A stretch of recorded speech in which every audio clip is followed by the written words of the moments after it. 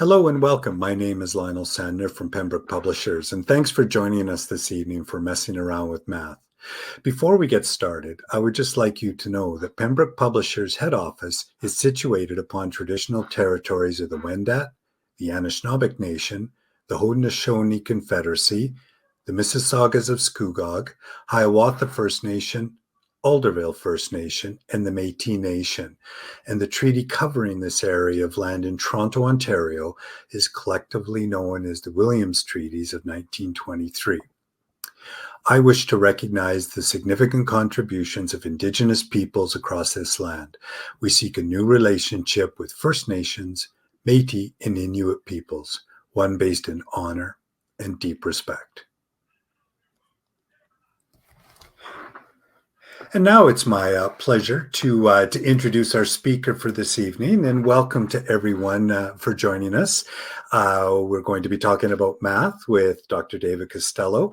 If you have been to any of his presentations, either virtually or if you've been fortunate enough to maybe have him come to your district or school or been to a conference, you'll know that he is passionate about math. He brings an amazing sense of humor to something that sometimes I think people might go, how am I going to teach this? Well, David's your guy for that.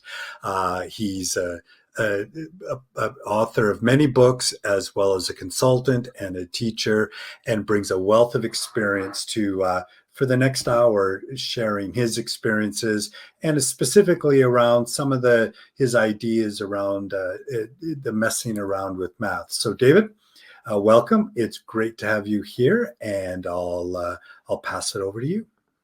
Thank you, Lionel. So pleased to be here with everyone this evening. Thank you for taking your time, because I know there's a lot going on. Thank you for taking your time to join us. Really looking forward to chatting about math and talking about messing around with math. Looking at the chat box, Manuel, south of Portugal is for, oh my goodness. So, Manuel, I think what you're saying is you want some math PD south of Portugal. So you just reach out at any time.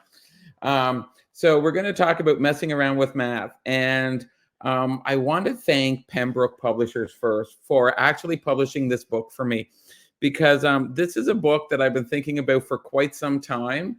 And it's a book that's come from my interaction with the schools I support, with the associations I work with the school boards, because many times I hear educators saying, I want things to bring back to the classroom. I want something I can use tomorrow. I want a problem. I want a task that I can just is filled with them.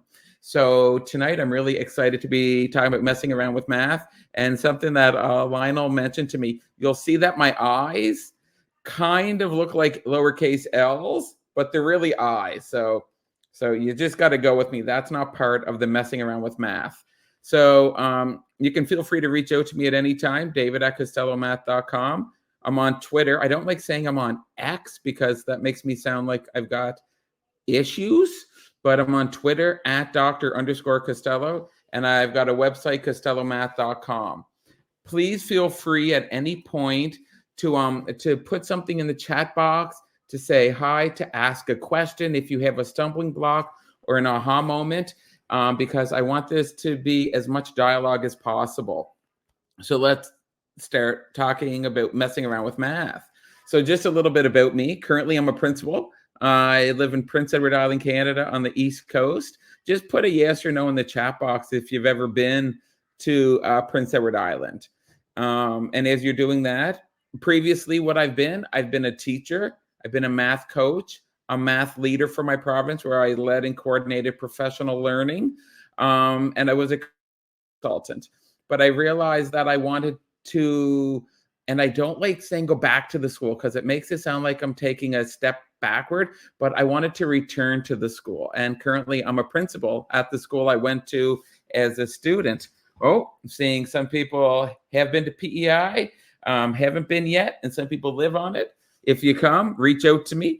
And in addition to my day job, what I do, I am an author, a researcher, I'm a consultant. I help schools and school boards create math plans and to facilitate them. And I love to facilitate PD. So let's start. So great to see everybody. But how I like to start every math session is by doing math. So we're going to kind of take a little bit to actually work on math. So I want you to try this.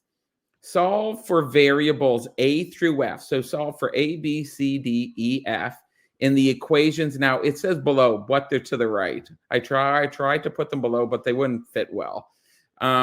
Using digits 0 to 5. So every digit should be used only once.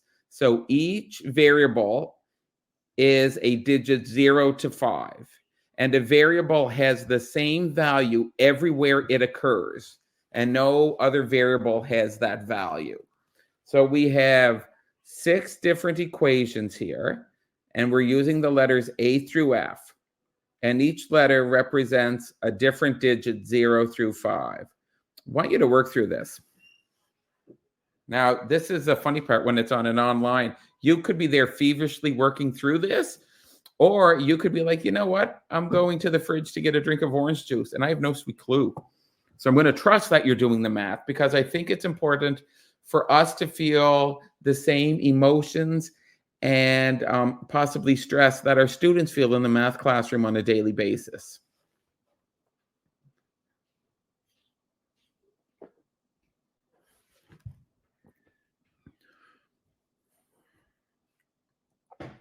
So as we're doing this and as you're working through, can you put in the chat box, how are you feeling? I bet you didn't think you'd be getting asked to do a math problem between 7 and 8 p.m. this evening, or for, I think it was manual, or after midnight.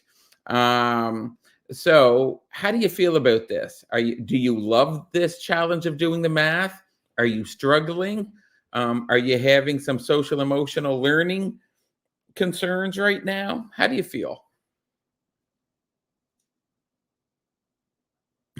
Succeeded at creating stress. My wife would say that I do that every day.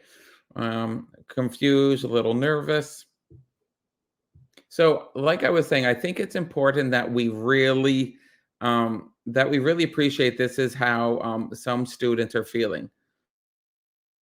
I hear you.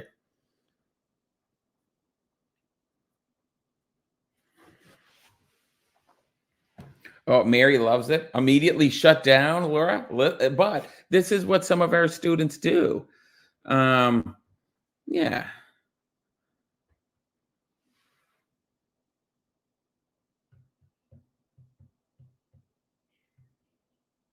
Now, here's my question I want to ask. Who tried something and it didn't work? Can you just put a yes if you tried something and it didn't work? Sandra's motivated by the challenge. Awesome. Oh, Rebecca, I think I got it. Rebecca, do you think you have it, or are you confident that you have it?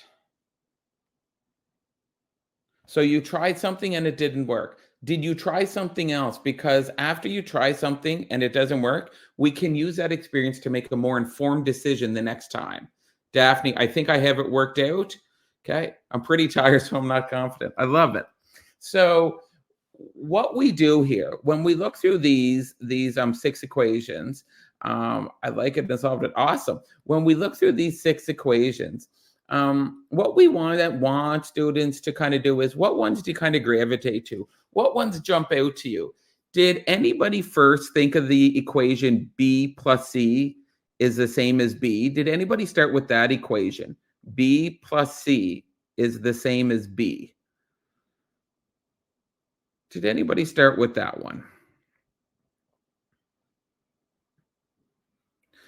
Okay, I'm seeing some people said yes. Because why would we start with that one? Well, I know if B plus C is the same as B, then C must be 0 because B didn't change. So then instantly right now on a piece of paper, I'm going to put C equals 0 because B plus 0 is the same as B. So I feel confident. Okay, I know C. And then what was the next equation we can go to? If we already know B plus C is the same as B, what is one more equation that we can easily kind of jump to next?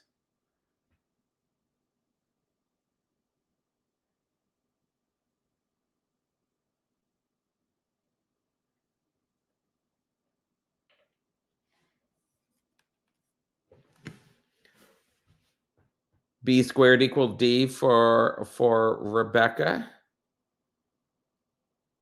Okay. D multiplied by E for a few people. Yeah, because we know D multiplied by E is the same as D. So what do we know that E must be? If D multiplied by E is the same as D, then E must be 1. So already we know already we know C is 0 and E is 1. Okay. Okay, so I'm starting to kind of feel a bit good here. Yeah. So we know C and we know D. No, we know C and we know E so far. And now let's look. And if we know C and E so far, why don't we look at the equation A subtract E is the same as B? Or do we go to B squared is the same as D? Or do we go to D plus E is the same as F? So you can see how there's some we know right away, but there's other ones that we kind of have to guess. We kind of have to guess. And what I did for this guess and check, I went to A plus A plus A is the same as A squared. So we're not going to go through all this solving all of them, but here's what I'm going to kind of challenge you to do. If you didn't solve it, take a little snapshot of it and kind of work on it a bit later, or give it to your class tomorrow, or if there's any coworkers that you want to stress out tomorrow, give it to your coworkers. It's a great way to kind of spend some time to do math. So I'm not going to share what the solution is because I think sometimes we always share the solutions, and I don't want to get bogged down into was your work right or not. What I want you to think is, what did you try when you did something that didn't work? How did you lead it next? So now we're going to get into the heart of messing around with math. So we kind of did a little bit of messing around there. So what we're going to do tonight is we're going to look at the framework. And this is a 3-part framework. And this is what I've used to kind of frame messing around with math as a way to help educators. Then we're going to talk about key concepts, problem types, and teacher moves, which are each one of the parts of the framework. And then I'm going to move into kind of moving forward. But here is what I want you to kind of just reflect on. When you consider your math teaching assignment, what image, experience, concept, or instructional practice goes through your mind? So when you think about your math teaching assignment, what goes through your mind?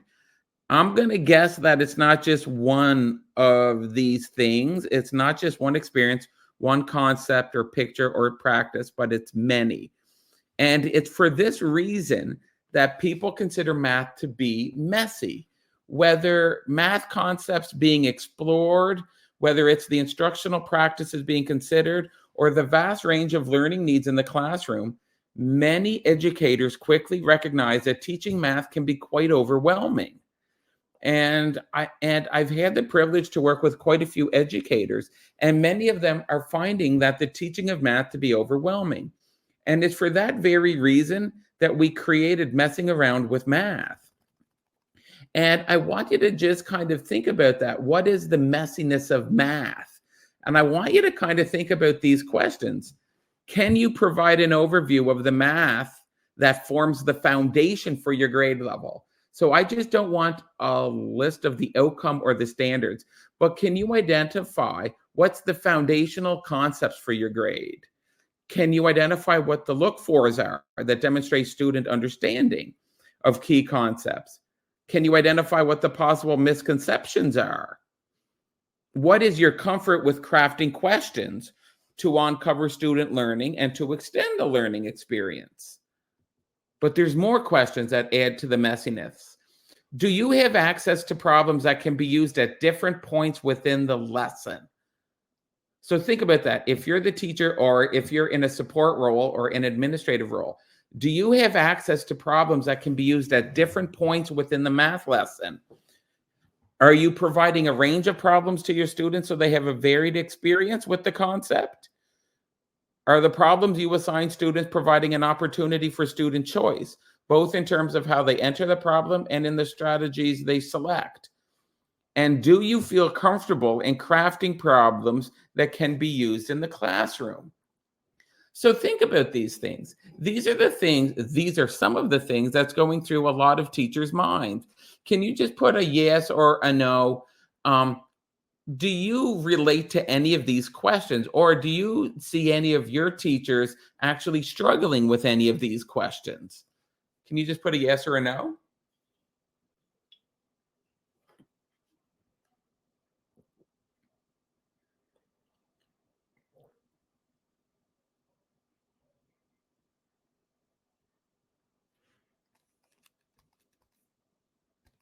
So I'm seeing some people putting yes, many, yes. And now think of this. I see lots of struggle. Yes, yes. And this is just, let's think about for one aspect of it. So if we see teachers, educators, coaches, consultants struggling with the messiness of math, how can we support them? Well, this is why we're here tonight, to kind of start this work. And when I look through those questions, and really when I talk to educators, these are some of the big themes that come up that they struggle with that is really, really messy. Curriculum, differentiation, meaningful opportunities for students, misconceptions, parts of the lesson, key concepts, questioning students, your problem types, your student choice, evidence of learning, and problem solving. These are but a few of the things that are really, quote unquote, messy that we struggle with. So, what I've come up with is a 3-part framework that addresses the learning process of both students and of teachers. And the 3 parts can be broken down into this, can be broken into the curriculum, which I'm going to highlight as the key concepts, and then as instruction, which is really the problem types we give students, and then as student learning, which is your teacher moves. How are you going to respond to the students in your classroom? So what I've tried to do with this, I see that there's some supports out there that just focus on one, either the curriculum, instruction, or student learning. But I wanted to give a manageable framework so that we're not just addressing one thing while the other 2 things fall to the wayside, but there's a manageable way to address all 3. Okay, I'm pretty proud of this graphic. If anybody knows me, I don't really use Google Slides much. I use Microsoft PowerPoint. And it took me a long time to create this graphic, and I actually chose color, but you were going to see all of my extensive work with this graphic coming up. So if you're shocked now, just kind of hold on to it. So our first part is key concepts, and that's the curriculum, but not just the curriculum, but that's the look fors. What does student success look like? And common stumbling blocks, because we need to not only know what success looks like, but we also need to know what common stumbling blocks are, so we can craft questions that will address those, so we can see if students are struggling with them. And now we have problem types, which is the second part of the framework. And within problem types, we have meaningful lessons. We are doing differentiation and student choice, and we're having meaningful tasks and parts of a lesson, and we're addressing problem solving. And I'm really thinking by actually addressing it through problem types that we're actually strengthening problem solving a lot more than what we may have already been doing. And then we have teacher moves, which is the foundation of the triangle. And this is where we have our evidence of learning, and we have questioning and next steps. So this is a 3-part framework, and I'm going to kind of compartmentalize this presentation tonight into each of these 3 parts. So the 3-part framework is a way to organize how we approach the messiness. Each of the considerations that teachers must make when planning and teaching are still accounted for. And here is what I want to stress. What the 3-part framework provides is a way to remove the messiness while not losing out on the richness. So we still have the richness and the beauty of math. We're just coming at it from a much more strategic and organized way. So it makes sense for both the teachers and the students. So we're going to kind of go through here. So did you see what I did with my triangle? For each part, I've kind of hidden the other two frameworks. I'm telling you, the graphics are outstanding in this. This is not just a math webinar, but it's actually an animation one too. It's really not. Lionel, you might want to edit that out when you do the recording. So we're going to talk about key concepts, curriculum, look-fors, and common stumbling blocks. And here's what I want to talk about. Key concepts. Can you put a yes or no in the chat box? If you've heard me before, you've probably heard about key concepts. But can you just reply and say, does your school or board or association work with the idea of key concepts? Can you just put that in? Because that'll kind of help me with that. Does your school or association work with key concepts? So what we have is key concepts are high leverage curricular outcomes that form the foundation of mathematical understanding. So they're high leverage curricular outcomes that form the foundation of mathematical understanding. Oh, thanks, Daphne. Yes, I am working with Daphne's board on this. And I think Daphne would say that it's pretty powerful. So when we talk about curriculum, all the curriculum outcomes are important, and we're going to address those. But we know that there's some curricular outcomes that give us greater value added than others. Those are the key concepts. And how we can identify the key concepts is that they tend to have at least 2 or 3 of these characteristics. They tend to have leverage.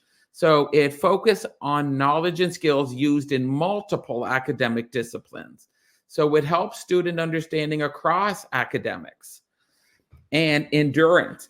It's just not on that current grade level, but they're outcomes that focus on knowledge and skills that students are going to encounter throughout the different grades and outside of school. And essentiality, they're outcomes and standards that focus on knowledge and skills necessary for standards to succeed. So I just wanted to kind of give you a highlight here. So what I am advocating in this, all curricular outcomes and all standards are important. Absolutely. And we're going to address those with our students so we're not creating gaps. Absolutely. But we're going to revisit some of these key concepts throughout the year so students have a much solid understanding of these key concepts, because that'll help them make sense of these particular concepts, but it'll help them with other curricular outcomes as well. And how I've kind of broken the book down, it's kind of in 3 categories. I address key concepts in kindergarten. I address key concepts in primary, which is grades 1 to 3. And I address key concepts in elementary, which is 4 to 6. And I do this based on, this is the flow of the concepts and they're together well. But kind of let's look through this. What you tend to do is you tend to have about 6 to 8 key concepts per grade level. But while I'm doing these in their ranges, kindergarten, primary, and elementary, I have more than 6 to 8 because I'm working with multiple grades. And what I did is I went through the curriculum across Canada, and I looked at the states too, just to see what they're doing with their standards. And in my conversation with teachers and schools, this is kind of some of the key concepts from kindergarten. We're addressing key concepts from the number strand, from the algebra strand, which some provinces call pattern and relations, and which other provinces just refer to as patterns. And then we have spatial sense, which some call shape and space and others call geometry and measurement. And you can see in here, just to kind of explain what I did here, a number would have key concepts of subitizing, number sequence, counting a collection, representing a number, partitioning a number, and comparing numbers. Algebra would have identify and describe repeating patterns, and spatial sense would be comparing objects using measurement. Now, there's more outcomes in kindergarten, but these are the ones that give you significant leverage. And here would be how I would do it in the book. And I use a kindergarten example for here. For each of the key concepts, and I just took an example of compare numbers, I provide what the overview is, where I give a short little bulleted list of this is really what the gist of the key concept or the outcome is. Then I give look fors. This is what you're actually looking for to see if students understand the key concept. And then I have misconceptions. These are some of the most common stumbling blocks that we see with our students. So you can see in the brief overview for compare numbers, the comparison of numbers is based on quantity, concrete or pictorial representations for comparing numbers in kindergarten. And there's a progression in the math language. So what I did is I highlighted the mathematical language that we use for these different key concepts, and then I provide a glossary at the back of the book, because it's important that teachers and students use appropriate mathematical vocabulary, because that's the continuity from grade to grade, and that's the progression of how we learn, is going through that learning, that progression. And then I have look fors. Okay, students can use one or two strategies to compare quantities within the collections. They can use one-to-one, so they can compare the quantities one by one to see which one has more or which one has less, or they can count to identify which collection has greater number by actually talking about the positions of the number within the counting sequence. So, okay, I can use 5 as a benchmark. So I know David has 6 cookies, and I know Lionel has 4 cookies. Well, I know David has more cookies because I went past the benchmark of 5. So I'm using that benchmark in the position in counting sequence as that. And one of the most common misconceptions about comparing numbers in kindergarten is that students are unable to compare two collections, either in difficulty lining them up one-to-one, or they're having difficulty with the counting sequence. Now, please tell me, what do you think of this? Would this not be a nice little cheat sheet or a nice item for the classroom teacher to have when they're going through the actual particular key concept? Because what I want to do with this part, this is the PD part for the teacher. This is where they can deepen their understanding of the concept, and they can apply that into what to look for in the classroom.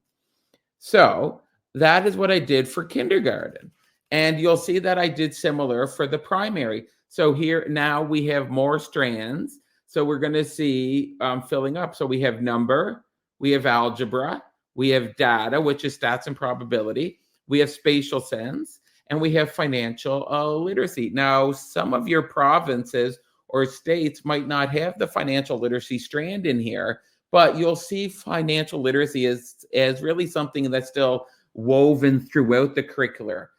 So you can see for here in number, I have counting, but I'm not just talking about number sequence, but I'm also talking about counting a collection. I have estimating quantities.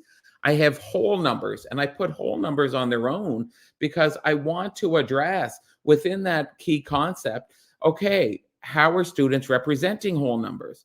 How are they partitioning them? How are they comparing them? And how are they working with them on place value? But then I talk about fractions, represent and compare, addition and subtraction, both solving and estimation, as well as mental math. And then I talk about multiplication and division from the perspective of solving. But then you can see how I work through this in the different ones. So you can see in algebra, not only do I talk about patterns in terms of identify and describe, but I also talk about a key concept of solving equations using symbols. And then when I get into data, it's all data management, collect, record, organize, and analyze data. So that's what we're seeing. And here would be an example from primary, which I'm focusing on identify and describe the patterns. And once again, I give the brief overview, I give the look fors, and I give the common misconceptions. You'll see that there's more in here because now the concept, we're kind of seeing it now becoming layered, and there's foundational aspects on here. And in the look fors, what we have, so like this one, identify and describe, students can extend patterns. Students can use a pattern rule to describe and extend an increasing and decreasing pattern. Students can identify an error in a given pattern. Students can create a pattern for a given rule, and students can use ordinal numbers to refer to terms within a pattern, which you can see ordinal is bolded in the brief overview.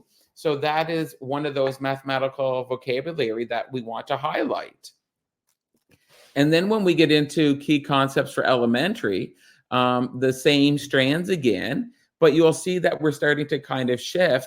And when you look into the number one, you'll see that I have one key concept on whole numbers, and I categorize, represent, partition, compare, and place value for that. But I do the same thing for actually decimals, because they're different key concepts. And I talk about fractions, and I talk about relating numbers, integers, and addition and subtraction, and multiplication and division.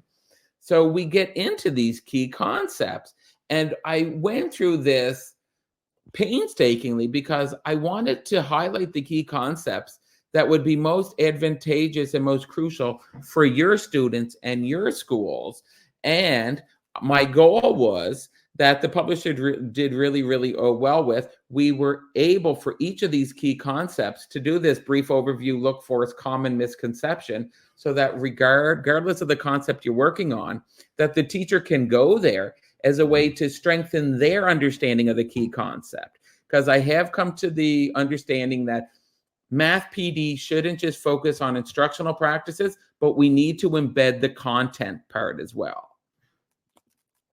Now, I went through the key concepts because I think in the book there's quite a few of them that I have, so I couldn't go through every one, but I wanted to show you the structure as I address each of the key concepts.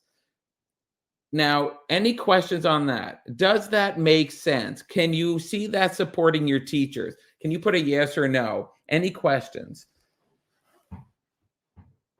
So I'm familiar with some of the names in this webinar. So this is something that you could actually, regardless of what grade you were teaching and where you were in the actual school year, you can pull from this and you can kind of work through this. And I had one person tell me the other day, they said, and it shows you the progression through this as well, because I'm trying to kind of support teachers in understanding the key concepts a bit better so that they can use these teachable moments to really address student learning.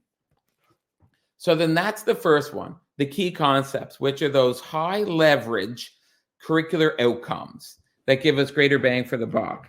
This would be so very helpful for our new teachers. Thank you, Scott, because I really see this as being for any teacher. And it's one of those books that it's not meant to start on page 1 and go all the way through to the end, but you can go to it when you actually need it. And you can pop in and get something very specific out of it and then come back out. It's not meant to sit on the shelf as it is meant to sit on your desk that you can pull from. So thank you. Okay, those were the key concepts. Now we're getting into problem types. And I'm not going to lie to you, I'm pumped about this. So everybody take a deep breath and we're going to go. Oh, Rosalie, and I want to jump off on what Rosalie said. From the key concepts, you can actually pull out instructional goals and actually student learning goals as a way to kind of frame what your teaching is. Oh, Sandra, there's still time to go back and teach math with it. Still time. So when I'm talking about problem types, what I'm going to talk about now is that this is meaningful opportunities for students. It's a way to differentiate. It's a way to give student choice. That there's meaningful tasks and part of a lesson. Because think about what your math block looks like. We want different kind of problems for different parts of the actual lesson. And that's where I think that we can do a bit better with. And that's where I think that this resource really, really helps. And problem solving. So by problem types, I mean different problem types provide students with opportunities to engage math concepts from multiple perspectives. Whether a problem is open-ended or close-ended, this will influence whether students can enter the problem or reach a solution. If the problem isn't relevant to students, they may have little motivation to work through it. And we have to be considering if problems that we assign students are always the same structure, it might be more of practice than of problem solving. So I want to kind of highlight this. So these are the 5 problem types that are flooded throughout my book. Procedural, which are just application and computation problem.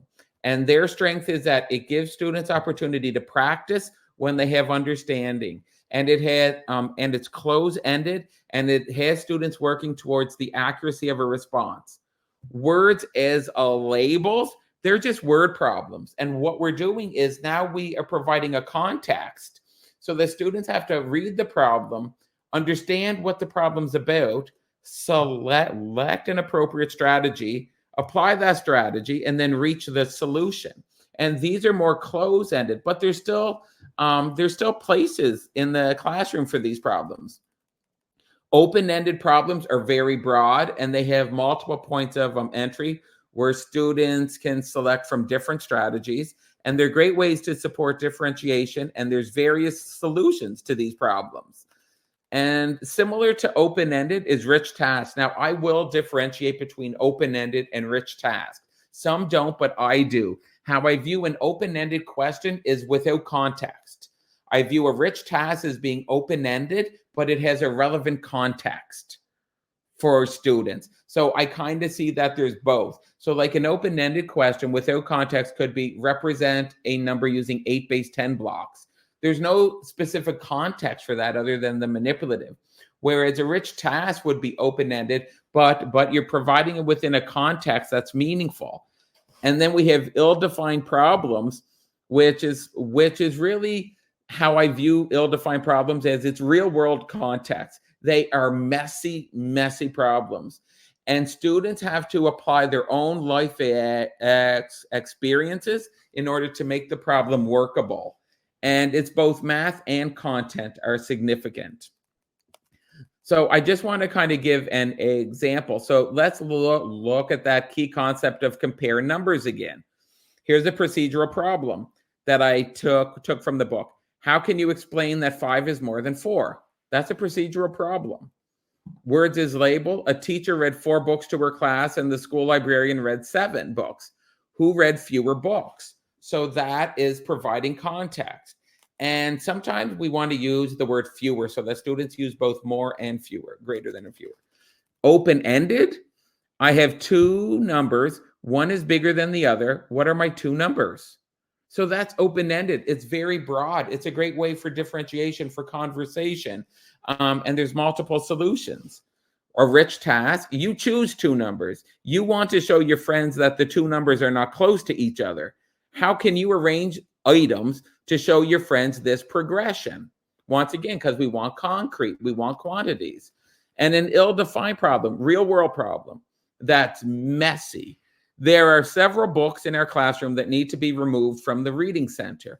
However, we only want to remove books that are lesser preferred books. Can we identify the books that need to stay and the books that need to be removed? So you can see in this, students are going to have a choice of how to make this workable and the concept to apply to it, because we are talking about comparison, but it's going to be the strategy they bring to it. So that would be for comparing numbers. And for each key concept, like I showed, we have the look-fors, the brief overview, and the common misconceptions. But I have 5 of these problem types for every key concept. And I have multiple samples for each of the problem types. So there's multiple. I'm just taking 1 out of 8 or 10 for each one. And primary, identify and describe patterns. Identify the error in the following pattern. Procedural. A teacher started with 3 books. On her way through the school, she picked up 2 books from each class. How many books will she have when she leaves the 5th classroom? One of the students told me, that teacher shouldn't be really taking books that aren't his. I'm like, well, that's a whole another conversation. Open-ended, numbers decrease by a small amount. What could the first 5 numbers in the pattern be? Rich task, I chose to use my lovely wife's name. Marcia started her fundraising drive with a little money. Marcia received the same donation from each house she visited. Write a number sequence for how much she had after each visit. What is the pattern rule? And then ill-defined, the school has just designated part of the paved area for student play during recess. The principal wants the outline of this area to be artistic and representative of the local community, which I've seen a school do. So these are problems that they have to discuss. So some of you might not be familiar with ill-defined, but these are the real world problems that provides that relevancy for students and that removes the barrier from school and home.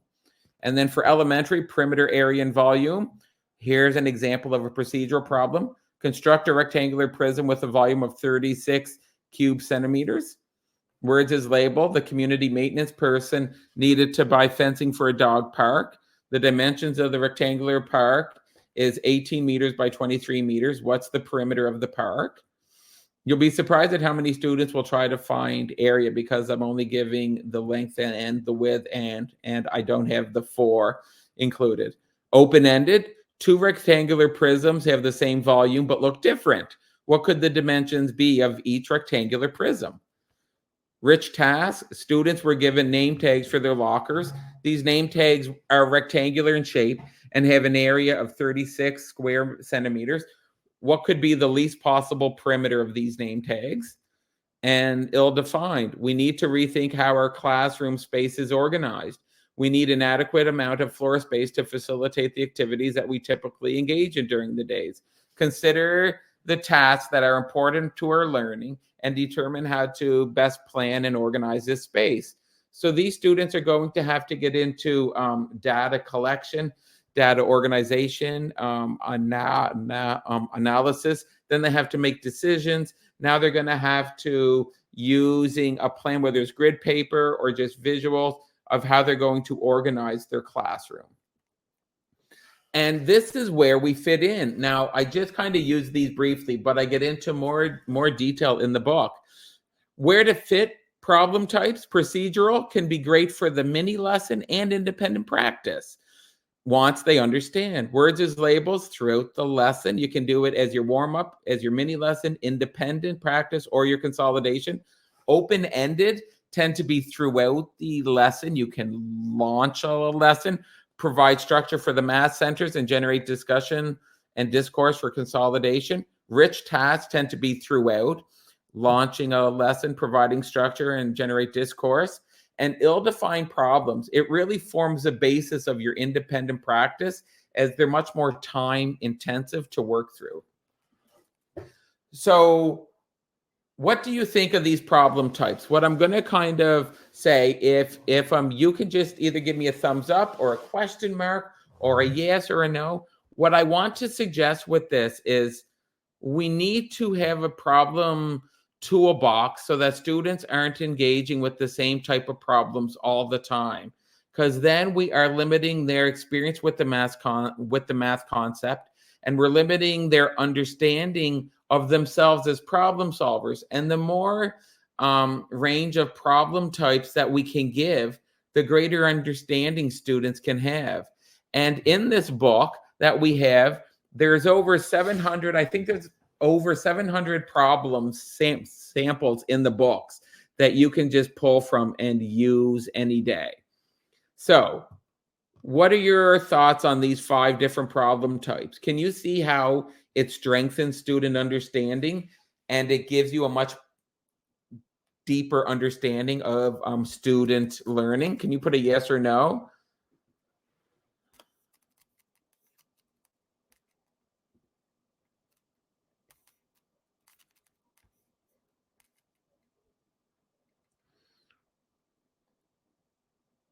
Perfect. Because what I wanted to do, so many times I've been to PD where like people say, okay, we'll give this type of problem, give this type, but they don't have samples. That's why I wanted to flood this book with actual samples and examples that you can bring to the classroom. So now we have the key concepts, which is kind of the what, and we have the problem types, which is how we're doing it.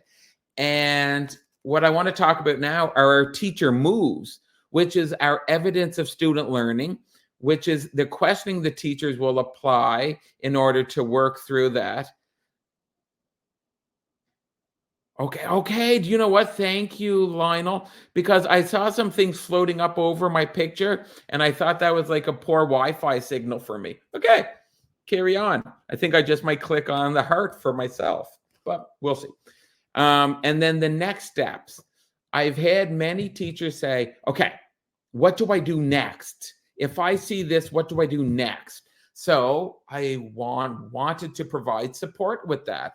So what I did is I kind of highlighted teacher moves, and I'm sharing strategies and next steps for teachers as they meet a wide range of learning needs.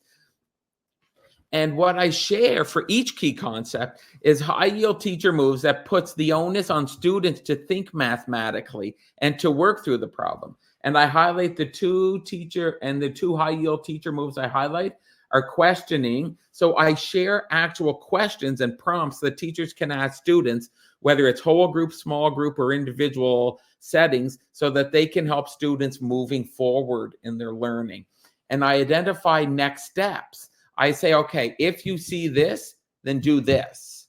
And here would be an example right here. Kindergarten, and I'm coming back to the same key concept so you can see the progression. Kindergarten, compare numbers. Okay, well, which number is bigger? How did you decide that was the bigger number? Or which number is smaller? How did you decide that was a smaller number? And then I have next steps. Sometimes when students struggle with comparing numbers, it is that they're struggling with the number sequence. Ensure they can properly recite the numbers if they're using this comparison method as they're comparing it in the number sequence. And if students struggle with comparing numbers, use one-to-one comparison of items. Ensure students are aligning the two items properly. Also ensure that the items being used compare are the same size, because that may lead to students thinking that the larger size item, that there's more of it just because they're bigger. So that's what I have. And those are just a few for kindergarten. And I have one, like I said, a questions prompt and a key concept, and a next steps prompts for each key concept. And now in primary, questions when we're identifying and describe patterns. Okay, what is a pattern rule? What would come next? Can we make that pattern using other items? And what is the error in this pattern, if there is one? And these questions are meant to be high leverage so that it will help you see how confidently students are with the concepts and how solid their understanding is. But here are some next steps. If students are only offering an incomplete pattern rule, either they're missing the starting point, the size of jump, or direction, perhaps offer a graphic organizer where they have to fill in the 3 parts. If students are only offering an incomplete pattern rule, wow, I really like that one so much, I put it twice. So it must be a good one. If students cannot apply a pattern rule to generate a pattern, identify what aspect of the pattern rule they're having difficulty with and focus on that. So that's the targeted intervention, and continue to hone in on this until students can apply all 3 parts of the pattern rule. And when replicating patterns, leave the original pattern in place and reproduce it directly below. Because what students can do then is they can match it, and that's one step. And whenever students actually master that, then you can show them the pattern, and then they can recreate it just by the pattern rule. And for elementary, perimeter, area, and volume, the questions: how did you decide whether to find the perimeter, area, and volume? What does perimeter mean? What does area mean? What does volume mean? Did you find it easier to find the perimeter, area, or volume? Why? Did you find it more difficult to find the perimeter, area, and volume? And why? And here would be some of the next steps. If students are having difficulty calculating one of these 3, first find out, is it due to not understanding the concept, or is it a calculation error? If it's not understanding it, go back to those look-fors and highlight what the student's struggling with. If it's an operational struggle, then address that through calculation. If students are consistently mixing up perimeter, area, and volume, encourage them to paraphrase the problem they're assigned and compare it to the meaning of perimeter, area, and volume. And if students are having difficulty determining perimeter, area, and volume, encourage them to make a mark on the sides they have measured, or include it in the formula so they don't forget it, because sometimes it's an executive functioning issue where they're getting caught up. And I see Shelley, it's interesting to watch students who haven't been asked those type of questions just stare at me. Once they get it, though, it sticks. Yeah, these are the questions that you're probing student thinking so that you can understand it. And here's a quick look. So for each key concept in kindergarten, in primary, and in elementary, you're going to see a table like this. You're going to see a table like this with the brief overview, the look-fors, and the common misconception with the actual key concept, measuring angles. And below that, you're going to see this, and I apologize for the small font. You're going to see problem types where I have multiple examples of procedural problems. This one has 5 procedural problem examples. Multiple words as labels problem. This has 4. I have open-ended. This has 5. I have rich task. There's 4. And then I have ill-defined problems. There's 2.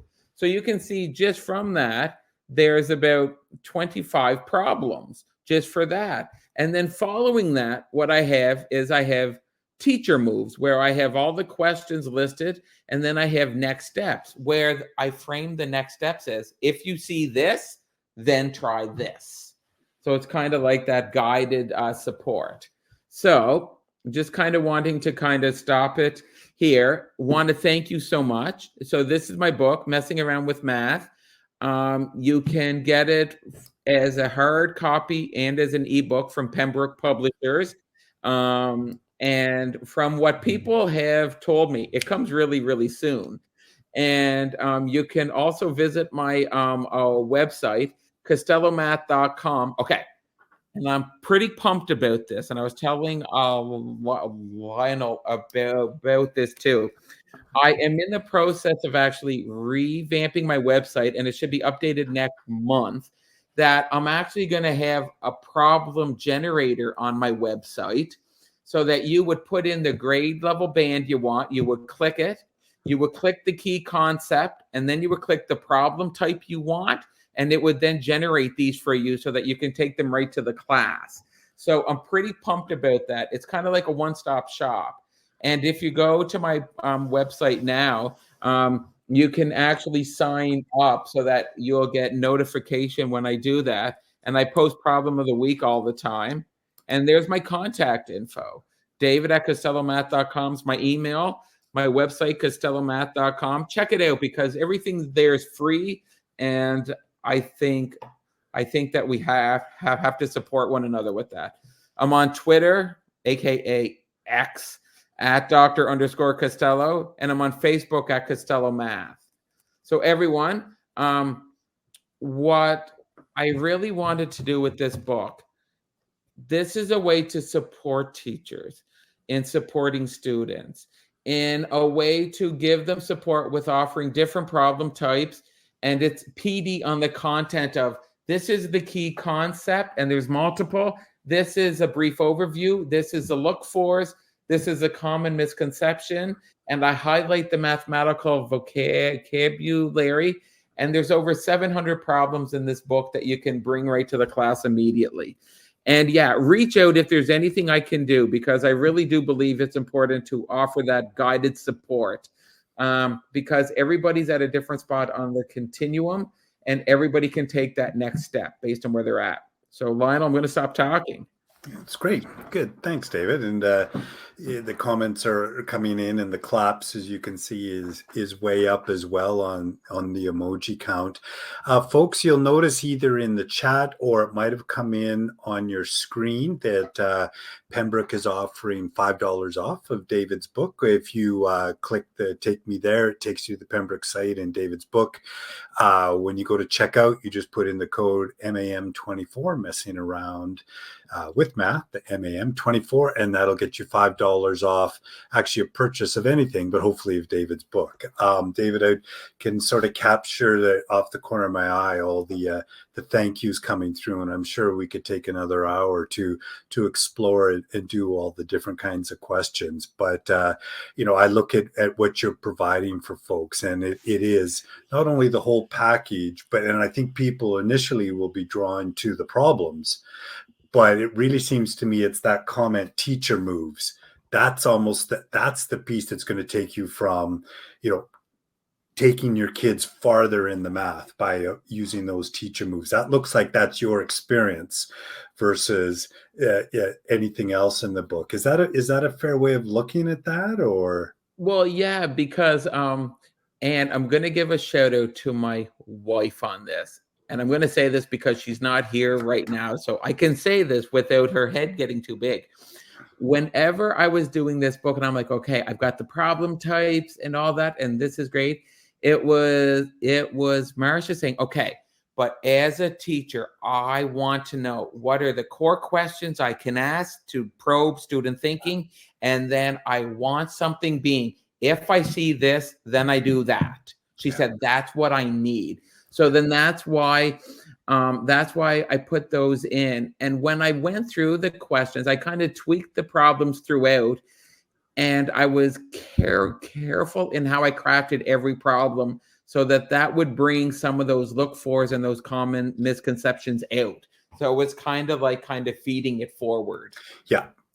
And that seems to be missing in so much of resource books. So I think that's great. So I think you've captured all the questions throughout the session, and we're coming up to the top of the hour wherever you are in this fine country. So, David, I'll just say on behalf of everyone, thank you so much for taking this time and this hour and getting energized and excited about math, and your offerings of just making yourself available are incredible. So thank you so much. And to everyone that joined us, thank you. I'm going to let David sort of close us out here, but on behalf of Pembroke Publishers, thanks everyone for joining us.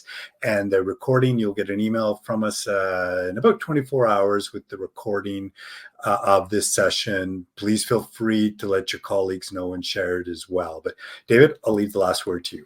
Yeah, thank you, Lionel. What I want to just say is there is a lot of messiness in math, and we have a lot of teachers who are doing amazing work, but they're struggling with it. What this book is meant to do, it's provide a framework that we can support teachers, but we're not going to lose the actual richness in the math learning.